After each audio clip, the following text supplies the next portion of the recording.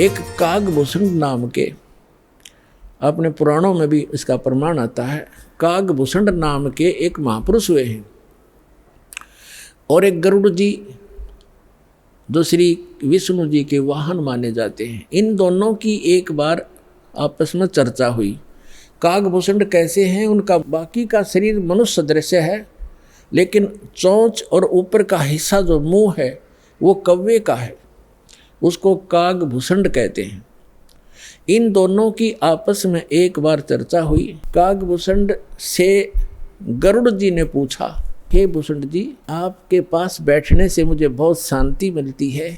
आपने यानी ये भक्ति विधि और ये अमरत्व, क्योंकि कागभूषण जी की काफ़ी लंबी आयु हो गई है, काफ़ी प्रलय उसके सामने हो चुकी हैं, अभी भी वो विद्यमान है।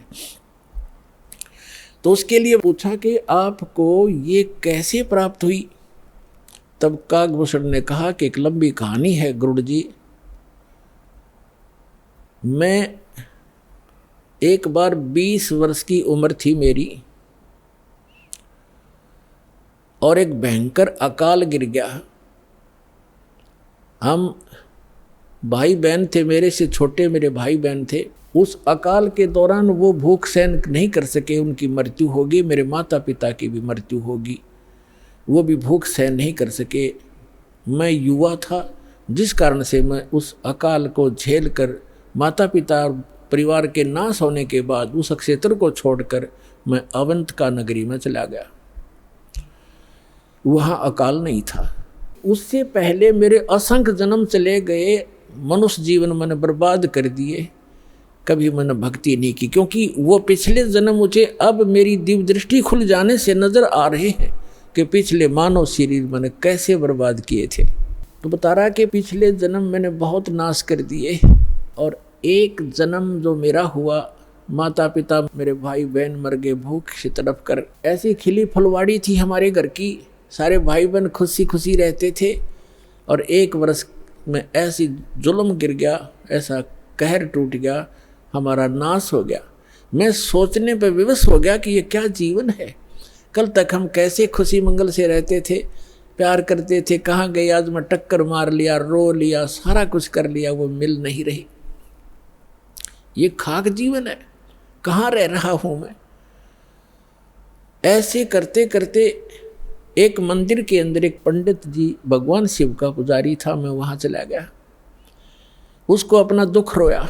दयालु था ब्राह्मण, मुझे सीने से लगाया और कहा, बेटा यहाँ तो ऐसे ही कहर गिरते हैं, आप भक्ति कर लो, स्वर्ग में चले जाओगे, वहाँ दुख नहीं है। ब्राह्मण को ज्ञान स्वर्ग तक का ही था, और कहा, बेटा तुम दीक्षा ले, अब गुरु बनाए बगैर मोक्ष नहीं होता। अब कागभूषण बता रहा है कि मेरे इतने पाप थे, पापी के पिछले जन्म जन्म के कभी भक्ति शुरू नहीं करी थी। मेरे अंदर भक्ति प्रवेश करने में 6 महीने लग गए, लगातार संत के साथ रहने में। अब 6 महीने तक मैं मंदिर में रहा, रोज उनकी कथा सुनता, वचन सुनता, पर नाम लेने की इच्छा कभी मैंने व्यक्त नहीं की।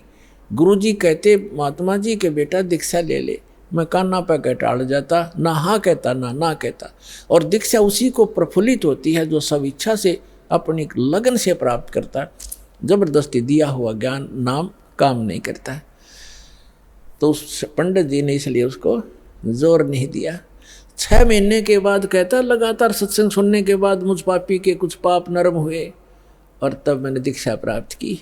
दीक्षा प्राप्त करके कुछ दिनों के बाद फिर मेरे अंदर एक बकवाद भागी, जो गुरुजी कथा सुनाया करते हो मुझे भी याद होगी। मैं युवा था, गुरुजी वृद्ध हो गए थे, मेरी आवाज़ में कसक थी, जितने भी श्रोता थे अब मेरी तरफ आकर्षित हो गए कि और कहने लगे, ओह आप तो गुरुजी से भी बढ़िया ज्ञान सुनाते हो। अपने आत्माओं यहाँ मार खाता प्राणी, इस ज्ञान को सुनकर कोई वक्ता बन बैठेगा, 10 उसके प्रशंसक हो जाएंगे, वो भी अपना नाश जीवन करेगा। अब ज्ञान पुराणों का था, बढ़िया घटिया क्या हो गया इसमें, गुरुजी से बढ़िया सुनाने लग गया वो। तो यहाँ मार खाते श्रोता भी और भक्त भी मार खाते, मान बढ़ाई छा जाती है, सबसे बड़ी दुश्मन है जीव की। एक दिन मैं बैठा था, कथा कर रहा था, श्रोता बैठे थे, गुरुजी आए मंदिर में अपने घर से। मैंने खड़ा होकर सत्कार नहीं किया, क्योंकि मैं अपनी बेइज्जती समझूं था कि खड़ा होऊंगा तो सबका अट्रैक्शन इधर गुरुजी की तरफ हो जाएगा। अब मैंने बैठे बैठे दर्शन कर लिए, ऐसे बस थोड़ा सा नाम मात्र सा सिर झुकाया, खड़ा नहीं हुआ मैं।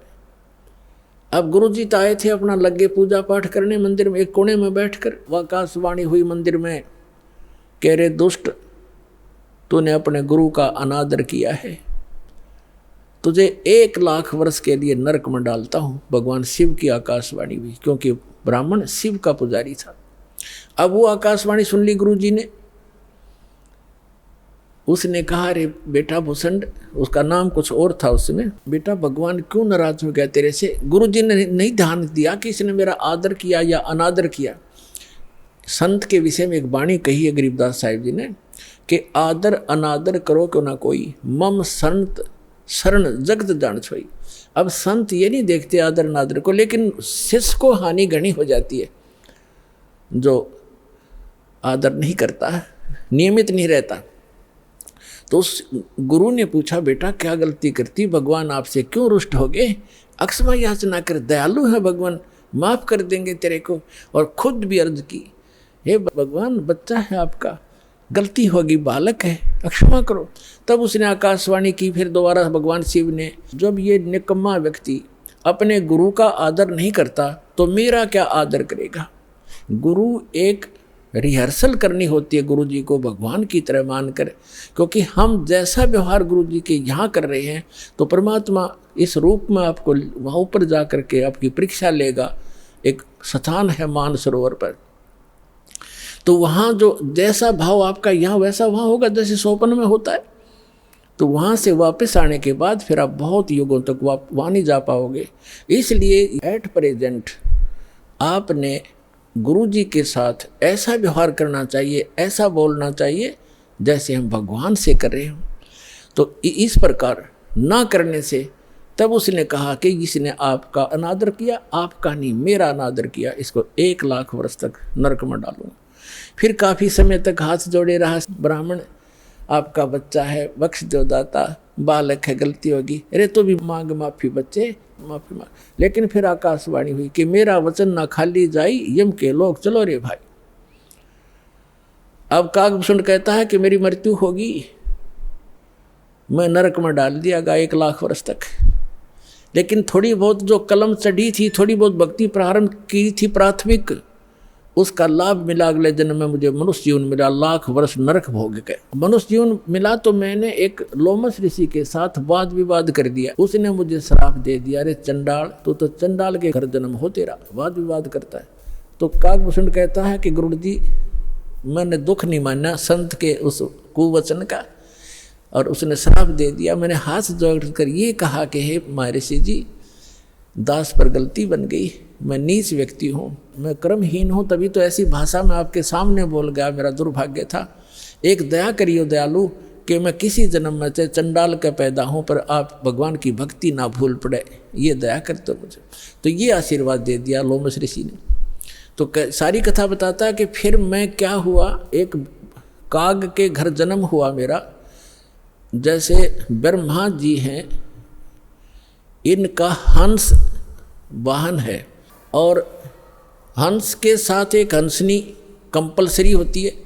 तो ब्रह्मा की जो पत्नी सावित्री है, वो हंसनी जब रुत पर आई, यानी गर्भवती होने की स्थिति में आई ऋतु पर, तो काग चंड के पास ले गई, कौवा के देवलोक में।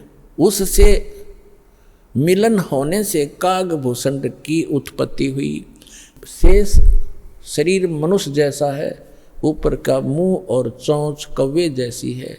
तो वो अब उसने फिर क्या मिला, जब वो कागभूषण के रूप में जन्मा, तब कहते हैं मुझे जोगजीत नाम के एक महापुरुष आकर मिले। वो परमात्मा जैसे दास ने आप पूरे सत्संग में ये निर्णय किया कि वो परमात्मा स्वयं आकर अच्छी आत्माओं को यथार्थ ज्ञान देता है। तब उसने बताया कि मुझे जोगजीत नाम के एक संत मिले, जिन्होंने मुझे उस परमात्म तत्व का ज्ञान दिया। उन्होंने मुझे ऐसा मंत्र दिया जिससे मेरी यह स्थिति हुई कि मेरा बहुत युगों तक अमर शरीर होगा। अब कागभूषण की भी मृत्यु होगी, क्योंकि अब ये समय है, इस समय में जब कागभूषण का जन्म होता तो मोक्ष हो सके था। अब जो प्रसंग आज का चल रहा है कि 2 प्रकार से मानव शरीर प्राप्त है।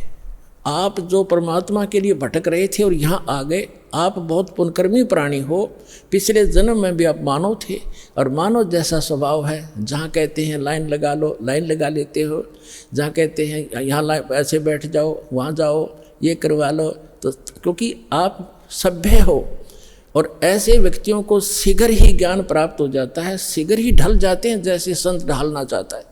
आपके मैल घड़े नहीं थे, और जो मैला कपड़ा ज़्यादा होता है धोबी को उसको ज़्यादा प्रयत्न करना पड़ता है, साफ वो भी हो जाएगा। तो इस प्रकार स्थिति है।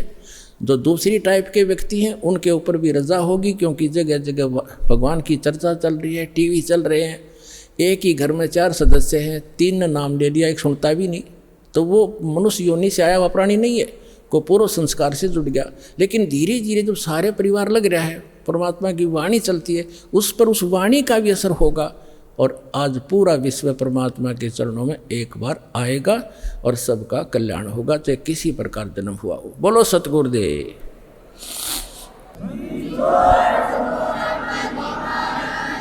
Thank you.